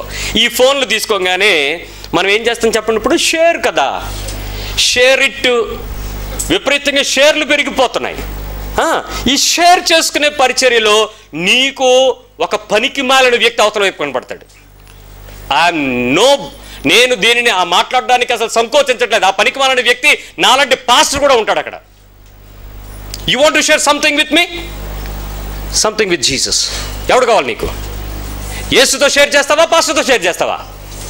ఎవరితో షేర్ చేయాలనుకుంటున్నావో నీకు తెలియాలి. అవతల వ్యక్తి ఎవరు? నీలాంటి పరిపూర్ణుడా? నేను పరిపూర్ణున్నా? నాలాంటి పాస్టర్లు పరిపూర్ణులా? ఎంతమంది మీకు కనపడతారు? పరిపూర్ణుడే క్రీస్తు దగ్గరికి రావడం మానేసి క్రీస్తుతో మాట్లాడడానికి ఇష్టం లేదు, కానీ పాస్టర్లతో గంటలు మార్నింగ్ నాకు ఎవరో నాకు మెసేజ్ పెట్టి ప్లీజ్ లిఫ్ట్ అని ఒక 20 కాల్ చేశారు. ప్లీజ్ లిఫ్ట్ మెసేజ్ పెట్టాను వాళ్ళకి. నేను వాక్యం సిద్ధపడుతుండగా ప్రభు నాతో మాట్లాడుతున్నాడు, చెప్పు వాళ్ళకి, నీతో టైం వేస్ట్ చేసుకోవద్దు, నాతో టైం గడపమని చెప్పు అని. ఎంతమందికి అర్థమవుద్ది ఈ విషయం? షేర్ చేసుకో. ఏంటండి షేర్ చేస్తారు? నీ పనికి మన సొల్లంతా, ఇదిగో మా అత్తలాగంది, మా తమ్ముడిలాగన్నాడు, మా అన్నయ్యలాగన్నాడు, మా పక్కింటి ఆవిడలాగంది, మా పాస్టర్ లాగన్నాడు, మా చర్చిలో నా పక్కనే కూర్చోడు ఆవిడలాగంది, ఆయనలాగన్నాడు. ఈ సొల్లేనా? తీర్పులు తీరుస్తున్నావా, చేతుల పైకి ఎత్తుతున్నావా? నీకున్న సమస్యలే నీ చుట్టుపక్కల ఉన్న ప్రతి ఒక్కడికి ఉన్నాయి. తగ్గలేదు ఎవడికి, నీకు మించిన ఉన్నాయి, బయటకు కనపడట్లేదు. క్రీస్తు సంబంధులు మాత్రమే ఆనందంగా ఉంటారు, శ్రమలలో సంతోషంగా ఉంటారు. ఆ కీర్తనకారుడు చెప్పిన రీతిగా ఆనందంగా స్తుతిస్తూ ఉంటారు. శ్రమలను చూసి జడవరు, వెరయరు, కన్నీరు కార్చరు, మూలగరు, సొనగరు. Always all the time they will shut their mouth and lift the hands. నోరు మూస్తారు, చేతులు పైకెత్తారు. మనం నోరులు తెరుస్తాం, చేతులు మూసేస్తాం, తీర్పులు తీరుస్తాం. నువ్వే, నీ వల్లనే, నీ వల్లనే, నీ వల్లనే, నీ వల్లనే, నీ వల్లనే. భార్యాభర్తల తగు ఎవరి వల్ల కారణం? భర్త ఎవరినంటాడు? భార్య. భార్య ఏమంటది? నీవే భర్త. పిల్లల మార్కులు రాలేదు, తండ్రి వచ్చి ఎవరినంటాడు? నీ వల్లే. ఆడు ఉప్మా అంటే ఉప్మా, సేమియా అంటే సేమియా, నూడిల్స్ అంటే నూడిల్స్, ఆడు ఏమంటే అది పెట్టావు, ఆడు చూడు తినే ఏం తెచ్చాడు. భార్య మీద నింద. ఇప్పుడు ఆవిడేమంటది? ఊరుకోండి, నేనేనా? ఆడు సినిమా అంటే సినిమా, పార్క్ అంటే పార్కు, చుట్టాలంటే చుట్టాలు తిప్పినప్పుడు నువ్వు కాదా? వెళ్ళిపోయింది చెయ్యాలి. ఓపిక పట్టడం, చేతులు ఎత్తడం నోవే. తల్లికి లేదు, తండ్రికి లేదు, పిల్లలకి లేదు, పాస్టర్లకి లేదు. ఏంటి పరిస్థితి? నిందారోపణ చేసే సాతాను టీంలో క్రైస్తవులు మనం చాలా చక్కగా ఫుల్ టైం పనిచేస్తూ ఉన్నాం. God needs full time worker for Jesus. Yesu కొరకు పనిచేయడానికి ఒక పూర్తికాల పరివాడి కోసం ఎదురు చూస్తున్నాడు. ఈరోజు ఎంతోమంది ఈ నేరారోపణ పరిచర్యలో పాలు పంపులు పలిగి ఉన్నామో, ఫుల్ టైంలో మనం రక్షించుకోవడానికి, విజ్ఞాపన చేయడానికి ప్రభు పరిచర్య కొరకు ఎంతమంది సిద్ధంగా ఉన్నారో ఒకసారి ఆలోచించండి. యోహాను సువార్త 20వ అధ్యాయము 21వ వచనం. జాన్ 20:21. యోహాను సువార్త 20వ అధ్యాయము 21వ వచనం. త్వరగా. అప్పుడు యేసు మరలా మీకు సమాధానము కలుగునుగాక. తండ్రి నన్ను పంపిన ప్రకారము నేను నిన్ను పంపుచున్నానని. తండ్రి నన్ను పంపిన ప్రకారము నేనును ఎవరిని? మీ పక్క వాళ్ళు చెప్పండి. యేసు ప్రభు కూడా మిమ్మల్ని అలాగే పంపాడని. యేసు ప్రభు వారు సొనగలేదు, తీర్పు తీర్చలేదు, నిందలు మోపలేదు, అన్యాయమైన మాటలు మాట్లాడలేదు, నిజమైన మాటలు కూడా చూపించలేదు. ఇప్పుడు నువ్వేం చేయాలి? ఒకటే గుర్తుపెట్టుకో, దేవుని చేతిలో పనిముట్టుగా వాడబడాలి అని అంటే ఇక్కడ నువ్వు నేను కూడా క్రీస్తు ఎలాగైతే రక్షించడానికి వచ్చి విజ్ఞాపన చేశాడో అలాగే నీవు రక్షించబడడానికి సిద్ధపడుతూ విజ్ఞాపన చేయడానికి తయారవ్వాలి. No otherwise. ఎప్పుడైతే సాతాను ఆత్మను నీ జీవితంలో నుంచి పూర్తిగా బయటకు తోసేయటానికి, పూర్తిగా దేవుని కొరకు పనిచేయటానికి నువ్వెప్పుడు కూడా సిద్ధంగా ఉండాలి. ఫుల్గా తోసేయాలి, హాఫ్ కాదు, ఫుల్గా బయటకు తోసేయాలి. లేకపోతే చాలా ప్రమాదం జరిగిపోద్ది పిల్లరా. అయితే ఇక్కడ విషయం ఏంటంటే ఈ ప్రత్యేకమైన లక్షణం మనలో ఎప్పుడు కూడా గుర్తుపెట్టుకోవాలి. రెండే నిరంతర పరిచర్యలు. ఇద్దరు నిరంతరం పనిచేసేవారు. ఎవరతను? సాతాను, యేసు. రెండు నిరంతర పరిచర్యలు. నిరంతరము నేరము మోపట, నిరంతరము విజ్ఞాపన చేయటం. నీకేది కావాలి? చూసావా? నిరంతరం విజ్ఞాపన అంటే 24/7 ప్రార్థన ఎవడు చేస్తాడండి బాబు? జీవితంలో చాలా కష్టమైన పని ప్రార్థనే. నిన్న ఒక ఆయన అంటున్నాడు, ఏంట్రా బాబు దేవునితో మాట్లాడడానికి నీకు అంత సమయం? ఊరుకోండి, యేసు ప్రభు ప్రార్థన చేత చెమట రక్తంలాగా పడింది, ఆయనకి ఎంత శ్రమ అయిందో తెలుసా అన్నాడు. ఆయనకి ఎలా అర్థమైంది? అది ఒకడికి నచ్చినట్టు వాడు భాష్యాన్ని చెప్పుకోవడానికి కాదు బైబిల్ ఉన్నది. బైబిల్ చెప్తున్న దాని ప్రకారం నువ్వు లోబడు. నీకు నచ్చినట్టు దాన్ని మార్చేసుకోకు. యేసు ప్రభు వారు ఎందుకు ఆతురపడి ప్రార్థన చేశారని బైబిల్ రాసింది. నువ్వు అలాగా ఆతురత ప్రార్థన చేయ బాబు అని చెప్పాను. నువ్వేం చేస్తావు ఆలోచించు. బైబిల్ ఎప్పుడు కూడా స్పష్టంగా చెప్తుంది. అయితే ఇక్కడ ఉన్నటువంటి పెద్ద తప్పు ఏంటో తెలుసా అండి? ఈ ఖచ్చితమైనటువంటి కారణాన్ని ఈ దురాత్మల సహకారంతో నీతిమంతుడు అయినటువంటి కారణంగా మనల్ని చూపేటప్పుడు మన తోటి విశ్వాసులపై ప్రతిసారి కూడా నేను పర్ఫెక్ట్గా ఉన్నాను కాబట్టి నువ్వు లేవు అనే దృక్పథంతో తీర్పులు తీరుస్తారు. ఇది సాతాను పరిచర్య. నేను బాగున్నాను, నువ్వు బాగలేదని చెప్పడానికే మన మనుషులు చేతులు చూపుతాం. ఏమండి, తప్పులు అందరూ చేస్తారు. ఇందాక నేను చెప్పాను, నువ్వు ప్రోగ్రామ్ చేయబడిన కంప్యూటర్వో రోబోవో కాదు. నీవు సహకరించి దేవుని సహాయం అడిగితే నీ జీవితంలో బలహీనతలను బలపరుస్తాడు. తప్పు చేసిన దానిలో నుంచి మంచి నేర్పిస్తాడు. ఆ లక్షణంలో నుంచి నేను ఓవర్కమ్ చేయడానికి కృపిస్తాడు. దేవుని పరిపూర్ణతలోకి తీసుకొస్తాడు. దట్స్ అ సహకారం. నువ్వు ఆయన అడగాలి, ఆయన దగ్గరికి వచ్చి తీసుకోవాలి. ఆయనకు తెలుసు నీ గురించి, నేను ఎలా తయారు చేశాడో ఆయనకు తెలుసు, నీ గురించి ఫార్మాట్ ఆయన దగ్గర ఉంది. కానీ నువ్వు సహకరించకపోవడం వల్ల. అయితే ఇప్పుడు కూడా మనం వచ్చి సహకరించాలి. ఒక సహోదరుడు డాక్టర్ గారి దగ్గరికి వచ్చి, డాక్టర్ గారు నాకు క్యాన్సర్ ఉందండి అని చెప్పాడు. ఎక్కడా? ఇదిగోండి కడుపులో ఇంత. వెంటనే స్కాన్ చేశారు, చూశారు, ట్యూమర్ చూస్తే 6 కేజీలు ఉంది. కానీ అది అన్ని భాగాలకు అంటుకుపోయి ఉండడం వలన డాక్టర్ గారు చెప్పారు, నువ్వు ఎవరినైనా చూడాలనుకుంటే చూసే అన్నాడు. దాని అర్థం ఏంటి? తినాలనుకుంటే తినే అన్నాడు. దాని అర్థం ఏంటి? ఏమైనా ఉంటే పంచాలనుకుంటే పంచే అన్నాడు. దాని అర్థం ఏంటి? ఎవరితో మాట్లాడితే నా బిల్లు సెటిల్ అవుద్దా ఆయన తీసుకురా అన్నాడు. ఆ తర్వాత నువ్వు ఉండవు కాబట్టి నీ బిల్లు కట్టేవాడిని కూడా తీసుకురా అన్నాడు. అప్పుడు ఆయనకి ఏమర్థమైంది? ఇప్పుడు నా టైం ఎండ్ అయిపోయినట్టుంది, ఇప్పుడు నా ప్రోగ్రామ్ని నేను జాగ్రత్తగా చూసుకోవాలని మనిషి చావుకి సిద్ధపడ్డాడు. మొత్తానికి ఆ సర్జన్ గారు 10 మంది డాక్టర్లు పిలిచారు. రౌండ్ టేబుల్ కాన్ఫరెన్స్ అయింది. ఏ కణితి ముందు కొయ్యాలి, ఏ పేగులు తప్పించాలి, ఏది ఉంచాలి, కుట్టాలి అనేది అయిపోయింది. మొత్తానికి ఆపరేషన్ అంతా చేసేసారు. ఆపరేషన్ అంతా చేసిన తర్వాత డాక్టర్ గారు వచ్చి చెప్పారట, operation success, patient also live అని. దేవునికి స్తోత్రం. డాక్టర్ గారు నాడు అడుగుతున్నాడు, కొంచెం ఉంచారా? పేషెంట్ అడుగుతున్నాడు లేచి, కొంచెం ఉంచారా మొత్తం తీసారా? ఏంటి ట్యూమర్? ఏమడుగుతున్నాడు పేషెంట్? కొంచెం ఉంచారా మొత్తం తీసారా? ఏది కావాలి నీకు? క్యాన్సర్ మొత్తం తీసేలా కొంచెం ఉంచాలా? నిజం చెప్పండి. డాక్టర్ గారు ఏం చెప్తారు? కొంచెం ఉంచితే మళ్ళీ అది డెవలప్ అయిపోద్దురా బాబు, అసలే కట్ చేసాం, దాన్ని అసలు పూర్తిగా తీసేసి దానికి రేడియేషన్ పెట్టాలి, కీమోథెరపీ ఇవ్వాలి, నానా తిప్పలు పడాలి, క్యాన్సర్, చచ్చిపోతావు అనుకున్నాడు, బతికించాం. కాబట్టి నీవు బతకాలి అని అంటే రూట్స్ లోపల కొరకు ఉన్నటువంటి దాన్ని కూడా మేము ఏం చేసాం? ఏరి కోసి పూర్తిగా తీసేసాం. ఈ లక్షణం పూర్తిగా తీసుకోకపోతే, ఈరోజు మెసేజ్ నువ్వు వెళ్ళిపోతే, ఆ పేషెంట్కి ఉన్న కోరికలాగా కొంచెం ఉందలే అమ్మయ్యా, కొంచుకోవడం మనకిష్టం కదా. అన్నీ వదులుతారా? కొన్ని వదులుతారా? క్రైస్తవులు నాకు తెలిసి చాలామంది కొంచెమే వదులుతారు. కొంచెం అన్నీ వదిలినట్టు బిల్డప్ అన్నీ లోపల ఉంటాయి, అప్పుడప్పుడు కత్తులు బయటకు వస్తుంటాయి. దానిలో ఇదొక క్యాన్సర్ గణిత ఏంటంటే నిందల మోపుట. మీ పక్కలో చెప్పండి. ఇప్పుడు విషయం ఏంటంటే, ఈ చెడ్డ అలవాటు ప్రతిసారి తప్పు మోపుతూ వ్యతిరేకంగా మాట్లాడుతూ నీ జీవిత కాలం గడిపేస్తూ ఉన్నావు. దీనిలో నుంచి ఇప్పుడు నువ్వు బయటకు రావడానికి నువ్వు ప్రయత్నం చేయకపోతే నీ ఫోటో ఇక్కడ ఉండదు. You are unfit. యేసు ప్రభువుకు మనిషి కావాలి. సగం మంది చేతులు ఎత్తారు. 24/7. ఇంకొంతమంది చేతులు దించి కొంతమంది ఉంచారు. ఇప్పుడు ఎంతమంది ఎత్తారు? ఎంతమందికి ఉంది లక్షణం? పూర్తిగా ఆపరేషన్ అయిపోవాలి ఇవాళ. ఈరోజు ఒక్కరోజు కాదండి, లేకపోతే నీ ఫోటో కనపడదు ఇక్కడ. ఎక్కడెక్కడ ఎంతమంది మీద ఏ పరిస్థితుల్లో వ్యతిరేకంగా మాట్లాడుతూ వేలు చూపిస్తూ తప్పులు మోపుతూ ఇలాగే నీ జీవితకాలం అంతా గడిపేస్తున్నావు. జాగ్రత్త. సొంత పాపాన్ని గురించి మర్చిపోయి ఇతరులకు సంబంధించిన మీద రాయి వేయటానికి సిద్ధపడిన ప్రతి ఒక్కడు ఈమె వల్లే, అతని వల్లే, ఆయన వల్లే, అక్కడ అతను, ఆ సర్టిఫికెట్, ఈ కాగితం, ఈ మనిషి, ఈ ఎవరైనప్పటికీ ఈరోజు నువ్వు గుర్తు చేసుకుని ఈ అన్ఫిట్లో నుంచి ఫిట్గా రావడానికి నువ్వు ప్రయత్నించాయి. ఎందుకంటే ఎక్కువ జీవితంలో ఈ నిందారోపణ చేసే ఆత్మకి మనందరూ కూడా బందీలం అయిపోయాం. వాడు నిన్ను బంధించేశాడు, నిన్ను పట్టేసుకున్నాడు, వదిలిపెట్టడం లేదు. ఈ నిందారోపణ పరిచర్యలో బంధించబడినటువంటి మనము బయటకు రావడానికి, నన్ను బయటకు విడిపించు అని నువ్వు కేక వేయకపోతే, అరవకపోతే, తీవ్రంగా దుఃఖించకపోతే, దేవుని సన్నిధిలో నుంచి నువ్వు బయటకు రావాలని ప్రయత్నం చెయ్యకపోతే ఎప్పటికీ కూడా సాతాను చేతుల నుంచి నువ్వు బయటకు రాలేవు అన్న విషయాన్ని నువ్వు గుర్తు చేసుకో. ఈరోజు చాలా ప్రాముఖ్యమైనటువంటి విషయం అదే. ఒక మాట చెప్పాలి మీకు. ఏంటంటే ఈరోజు జీవితంలో ఒక మంచి పని వాళ్ళని, మంచి వర్కర్ని మీ ఇంట్లో ఒక 10 సంవత్సరాలు 15 సంవత్సరాల నుంచి పనిచేస్తున్న పని అమ్మాయిని వదిలేస్తారా? వెళ్ళిపోతారంటే వదిలేస్తారా? ఏం చేస్తారు చెప్పండి? బతిమాలుతారు, గుడ్ వర్క్, ఇంకా ఆఫర్స్ ఏమేమి ఇస్తారు? నీకు జీతం సరిపోలేదా చెప్పు, నేను ఇంకొక 100 తీసుకో, ఇంకొక ఇది తీసుకో, లేకపోతే సెలవు ఇంకో రోజు తీసుకో, బట్ నువ్వు మాత్రం మానకూడదు.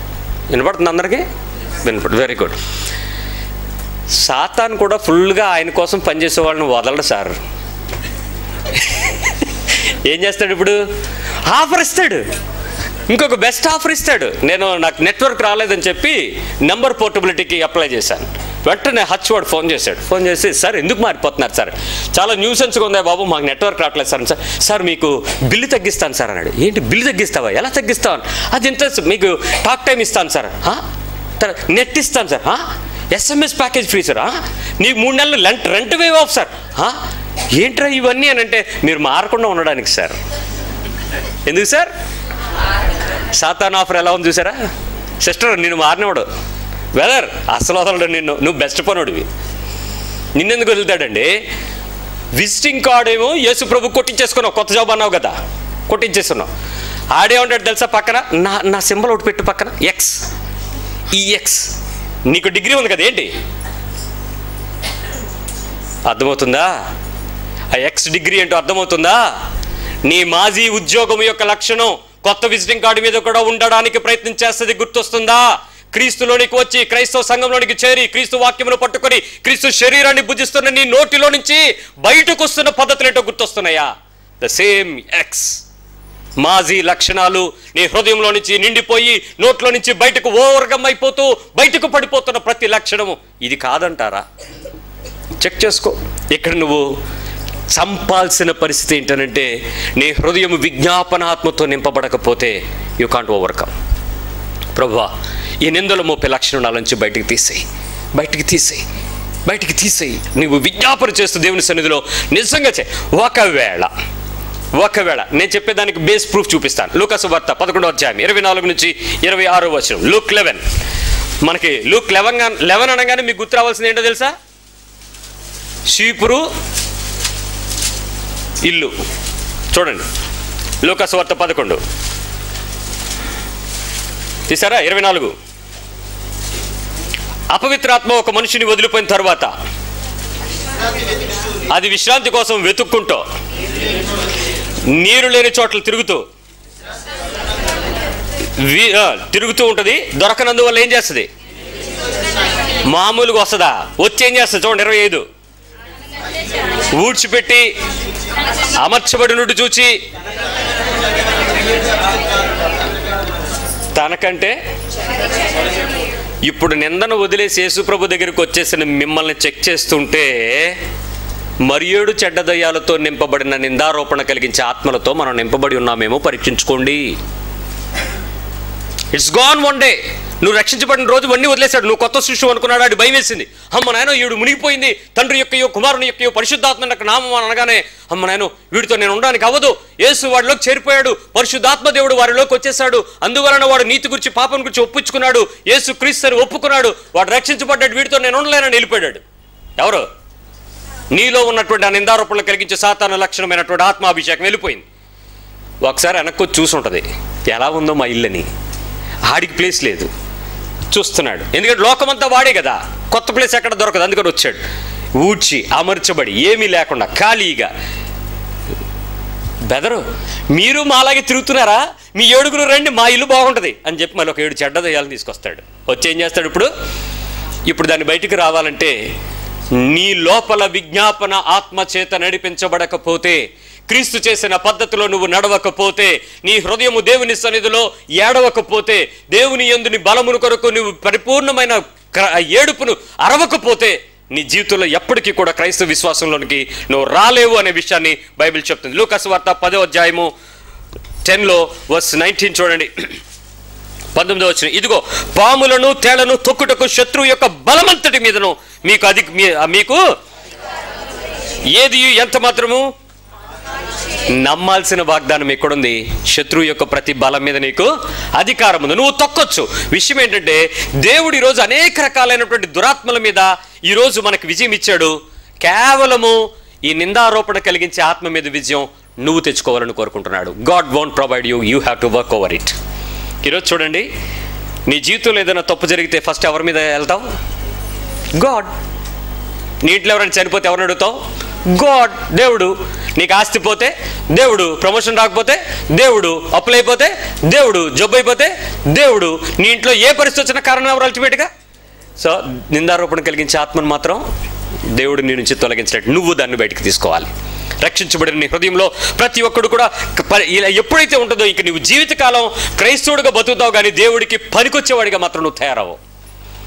అందుకే ఆయనకు ఫుల్ టైం వర్కర్ కావాలని చెప్తున్నాడు. I want a worker for 24/7. ఈరోజు నిరంతరమైన పరిస్థితులు, ఈరోజు సంఘంలో ఏంటి, సాతాను నిర్వీర్యం చేయడానికి ఈ ఒక్క నిర్ణయం, విజ్ఞాపన చేయడం తప్ప ఏ రకమైన మార్గము సంఘంలో ఉండదు. నీవు ఎప్పుడైతే నిరంతరము దేవుని సన్నిధిలో ప్రతి సమస్యను, ప్రతి పరిస్థితిని, నిందారోపణ చేస్తున్న నీ లక్షణాన్ని బయటకు తీసుకొని వచ్చి, నిందారోపణ చేసేటప్పుడు లక్షణం ఎలా ఉంటుందో మీకు చెప్తాను, కంగారు పడద్దు. నేను మాట్లాడడం మానేస్తాను. Other face of the coin. ఈ నిందారోపణ చేసేటప్పుడు అదర్ ఫేస్ ఎలా ఉంటుంది తెలుసా? నాకు వాళ్ళ మీద హాయ్ ప్రైజ్ లార్డ్ అండి అంటాను, లోపల మాత్రం మీకు తెలియని వ్యక్తి నా లోపల గొంతులేస్తూ ఉంటాడు కోపంతో. ప్రతీకారేచ్ఛ, ఎప్పుడు టైం దొరుకుద్దా వేసేద్దాం దెబ్బ, బయటకు కనపడ్డావు. నిందారోపణకు other side of the coin. మనుషుల దగ్గరే ఉంటాం, మనుషులతోనే ఉంటాం, మనుషుల గురించే ఉంటాం. నా అవకాశానికి నేను చక్కబెట్టేసుకుందామని ప్రయత్నం చేస్తూ ఉంటాను. నిందారోపణ కలిగించే ఆత్మ. When time comes let my things will be done. ఏడిచేవాడికి ఐదో వస్తే పక్కనోడికి రాదా అని ఒక సామెత ఉంది. అలాగే రాని నాది let my days roll on. నా దినాలు గడిచిపోని, ఎలాగైతే నాకు అనవసరం, నాకు కావాల్సింది. నిందారోపణ కలిగించే ఆత్మ యొక్క other side of the coin. బయటికి కనపడదు. యవ్వన పిల్లలేంటి, వృద్ధులేంటి, స్త్రీలేంటి, పురుషులేంటి, నీ అంతరంగంలో పనిచేసేది ఇదే. లెట్ మీ, ఈరోజు ఈ క్షణం గడిచిపోతే రేపటి సంగతి తర్వాత చూసుకుందాంలే. అవకాశం కోసం తీసుకునేటువంటి మనుషులు నిందారోపణ కలిగించే అభిషేకంతోనే నడుస్తున్నారు. జాగ్రత్త. You should overcome. నీవు మనస్సాక్షి నీతో చెప్తున్నప్పుడు లోబడవా? దేవుని స్వరాన్ని విని దేవుని కొరకు అప్పగించుకోవా? నీలో ఈ లక్షణాన్ని విడిపించబడిన పరిశుద్ధతలోనికి ప్రయత్నం చేయలేరా? దేవుని కృప నీకు ఖచ్చితంగా అవసరమవుతుంది. జాగ్రత్త. దేవుని కొరకు ఒకే ఒక విషయం ఏంటంటే, ఆయన దగ్గర అన్ని స్లాట్లు బిజీగా ఉన్నాయి, విజ్ఞాపన చేసే స్లాట్ తప్ప. 24/7 హిస్ వర్క్ ఈస్ ఫ్రీ.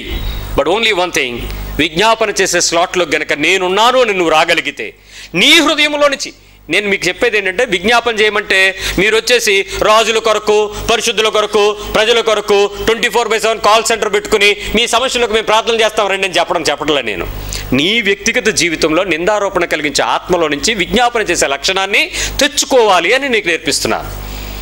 ఎప్పుడైతే అది బయటకు వచ్చిందో, ఇక నీ లక్షణాలలో దేవుని యొక్క సంపూర్ణత స్టార్ట్ అవుతుంది, క్రీస్తు యొక్క సారూప్యం స్టార్ట్ అవుతుంది. ఇక ఎప్పుడు ఎవరి మీద కూడా నీకు నిందలు వేయడం ఉండదు, ఎవరి మీద కూడా ఆర్గ్యుమెంట్ ఉండదు.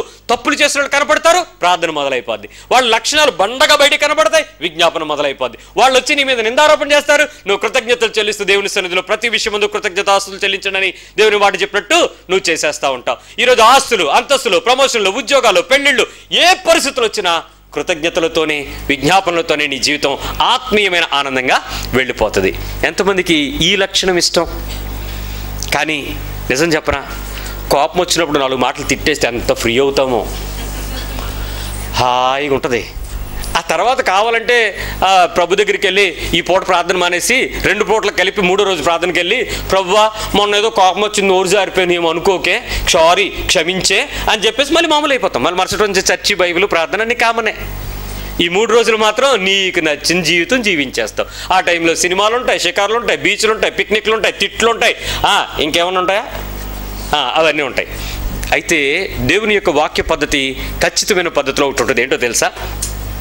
పౌలు గారికి చాలా మంచి ఆత్మ ప్రత్యక్షత ఉంది, కానీ సంఘాలన్నిటికీ రాసేటప్పుడు ఆయన ఒక పని చేశాడు.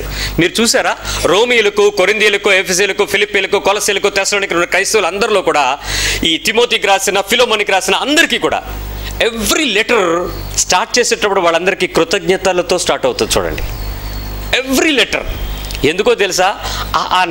ఎండగట్టడం పౌలుకి ఈజీ, తప్పులను విమర్శించడం చాలా ఈజీ, కానీ వాళ్ళని దిద్దుబాటు చేయడానికి వాళ్ళకి కృతజ్ఞతలు చెల్లిస్తూ వాళ్ళ తప్పుల విషయంలో వాళ్ళతో ప్రేమగా పరిచర్య చేశాడు. అది పత్రికల్లో ఉన్న గొప్పతనం. నువ్వు ఎప్పుడైనా ఎదుటి వ్యక్తి తప్పు చేసినప్పుడు వాళ్ళని కూర్చోబెట్టి, మీరు ఇలా మాట్లాడుతున్నారు, ఇది తప్పు, నేను ఎప్పుడైనా మాట్లాడడానికి ప్రయత్నం చేశారా? నోరు ముయ్యి అనేనా, నువ్వు ఇలా చేసావని చెప్పేనా మనం డబాయించేసే మాట్లాడతాం క్రైస్తవులం. ఈరోజు పౌలు గారు చెప్పినటువంటి మనకు ఆత్మీయ పద్ధతి ఒకసారి జ్ఞాపకం చేసుకో. ప్రతిసారి కూడా కృతజ్ఞతలతో చెల్లిస్తూ వారిని దిద్దుబాటు చేయడానికి ఎప్పుడు కూడా ప్రయత్నం చేసి, అలా చేయటం ద్వారా వారందరూ కూడా అంగీకరించారు, పౌలు గారి పరిచర్యను వాళ్ళు తీసుకున్నారు. ఈరోజు తల్లిదండ్రులమైన మనము ఒకవేళ బహుశా ఇది ఇతరులు మెచ్చుకోకపోవచ్చు, కానీ ప్రభు ఆనందిస్తాడు నువ్వు చేస్తే. ఎవరైనా నీ చుట్టుపక్కల కానీ నీ ఇంట్లో కానీ ఎవరైనా చేస్తే, ఫస్ట్ మీరు మీ పిల్లల్ని విమర్శించకండి. భర్తలారా, చేతులు జోడించి చెప్తున్నాను, మీ భార్యల్ని మీ పిల్లలు ఎదుట విమర్శించకండి. భార్యలారా, మీకు నమస్కారాలు చెప్తున్నాను, దయచేసి మీ భర్తలను చులకన చేయకండి, చీప్గా మాట్లాడకండి. ఉన్నా లేకున్నా వారికి సంబంధించిన ఏ రకమైన తప్పిదాల్లో కూడా వారి గురించి మాట్లాడకండి. తల్లిదండ్రులారా, మీకు మరి మిక్కిలి చేతులు జోడించి ఇంకా 2 ఉంటే అది కూడా పెడుతును, మీకు జోడించి చెప్తున్నాను, don't cheap and don't underestimate your children. మీ పిల్లలని పనికిమాలిన వారుగా, నిరుపయోగులుగా, వాళ్ళు ఎందుకు ఉపయోగపడని వారుగా, వాళ్ళ చెడ్డ లక్షణాలను మీరు విమర్శించమాకండి. ఎట్టి పరిస్థితుల్లోనూ వాళ్ళ మీద తోలనాడకండి. అది దేవునికి ఇష్టమైన పరిచర్య కాదు ప్రియులారా. మరి మిక్కిలి మీరందరూ కూడా వారితో ఉన్న పరిస్థితిని చూసి వారిని విమర్శించడం మానేసి ప్రోత్సహించండి, మెచ్చుకోండి, వారి ముందు మోకరించండి. మేక్ యువర్ సెల్ఫ్, విజ్ఞాపన చేయడం నేర్పించు. నువ్వు చెయ్య పని నీ బిడ్డలు చేస్తారు నీ వెనకాతల. తండ్రివైతే నువ్వు ప్రారంభించు, తల్లివైతే నువ్వు ప్రారంభించు, పిల్లలవైతే మీరు ఆ విషయాన్ని ఎదుర్కొని మీ స్నేహితులకు నేర్పించండి. మీరు ఆ పని చేయకుండా దేవుని సంతోషం చేయలేరు. అయితే గతంలో ఇతరుల మీద మనం ఎంతగా కూడా వాళ్ళ గురించి నీ హృదయంలో ఎంత చెడ్డ ఆలోచన ఉన్నా అది నేరారోపణ కలిగించేస్తుంది. కాబట్టి ఇప్పుడు నీ హృదయం నిండా ఆ ఫిర్యాదుల బాక్సు బయటికి తీసేయండి. Take out that complaint box. తీసేయగలమా? గోడకి తగిలిస్తామా? Complaint box. ఎవరెవరి మీద నీకు అసహ్యం ఉందో, ఎవరెవరి మీద నీకు కోపం ఉందో, ఎవరెవరి మీద ద్వేషం ఉందో, ఎవరెవరి మీద వాళ్ళు చేసిన లక్షణాలు నీ కళ్ళకు కనపడుతున్నాయో, ఆల్ ద కంప్లైంట్ బాక్స్ నీ మైండ్ నిండా, నీ హార్ట్ నిండా ఫిల్ అయిపోయి ఉంటుంది. Take it out. ఈ రాత్రి దాన్ని తొలగించండి. Takeout the complaint box. వాళ్ళ మీద ఉన్నటువంటి ప్రతి అలిగేషన్ని తీసేయి బయటికి. ప్రభుతో చెప్పు, నేను విజ్ఞాపన చేస్తాను, నేను నిందలు మోపను, నేను వాళ్ళ మీద అక్యూజ్ చేయను. I will praise and pray for you Lord అని చెప్పి నీ హృదయంలో దేవుని కొరకు తీసుకో. ఒప్పుకోవాలి, విడిచిపెట్టేలాగా నువ్వు ప్రార్థన చేయాలి.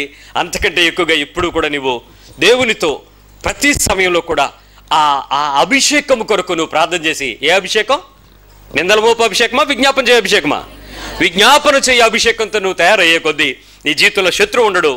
ఎప్పుడూ కూడా ఏ పరిస్థితుల్లో కూడా నీ జీవితంలో నీవు క్రీస్తు రూపంలోకి వస్తావు. ఏ శత్రువు ఎంత మాత్రం నీ మీద హాని చెయ్యడు. దేవుని వాక్యం చెప్తుంది. దేవుని బిడ్డలుగా మారదామా? పాత విజిటింగ్ కార్డ్ తీసి కొత్త విజిటింగ్ కార్డ్ వేద్దామా? ఇప్పుడు చేతులు ఎత్తండి. ఎంతమంది సిద్ధంగా ఉన్నారు ఈ లక్షణంలోనికి నేను ఫిట్ అయ్యాను అని? మారిన తరువాతే నీ ఫోటో ఎక్కడికి వస్తుంది. నేను మారతాను అని ఇక్కడ ఫోటో వేసుకుంటే కార్డు పడదు, విజిటింగ్ కార్డు వేయడు. అడుగుదామా? నిజంగా నీ హృదయం గనక వేదన చెందితే ప్రభు సహాయం అడుగు. ప్రార్థన చేద్దాం.